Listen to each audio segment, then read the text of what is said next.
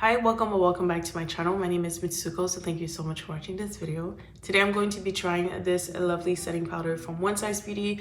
This one is in the shade Ultra Pink, and I've been really curious about this one. One, because it went viral everywhere on social media, and also because I don't have anything pink.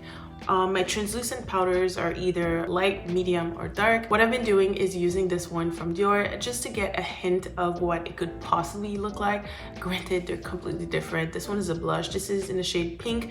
Don't like it on my cheeks, but I figured maybe I could try it on as a setting powder, just like a in between my under eye and then my blush, just in this area, just to see what it could look like. And it wasn't bad, so I figured I would try the one from One Size since it's actually a setting powder. It's lighter, it's not as pigmented, so I'm going to try it today. So let's get into it. This is the packaging for the setting powder. You have the logo here, and then once you open it, so you have the One Size logo on the inside.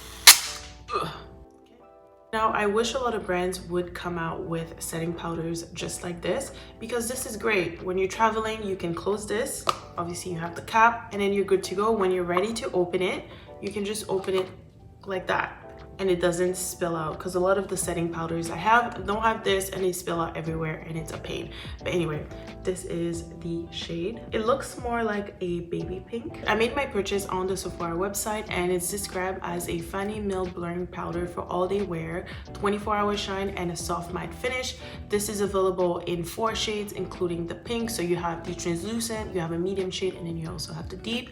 So there's something out there for everyone. Now, this is a loose powder formula. It's supposed to give you a matte finish. Again, it's long wearing, it's vegan, and also it is fragrance free. Since today's video is all about the setting powder, I did most of my face off camera. I'm just missing the setting powder and a couple finishing touches.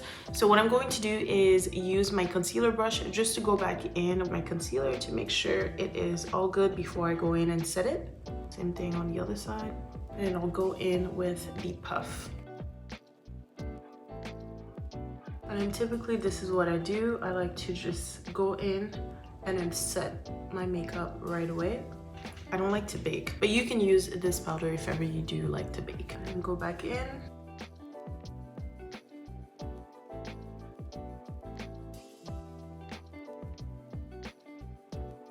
It looks pretty good so far. Very smooth. Typically, I use my Charlotte Tilbury setting powder in the shade medium 2, but this is beautiful. What I'm going to do is take some of the product, put it in the cap, just because I'm struggling. Yeah, this is so much better.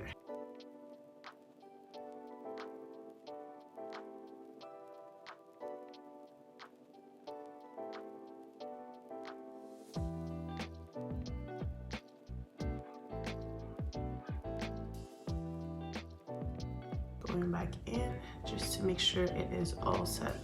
I mean, I don't know why I didn't try this earlier.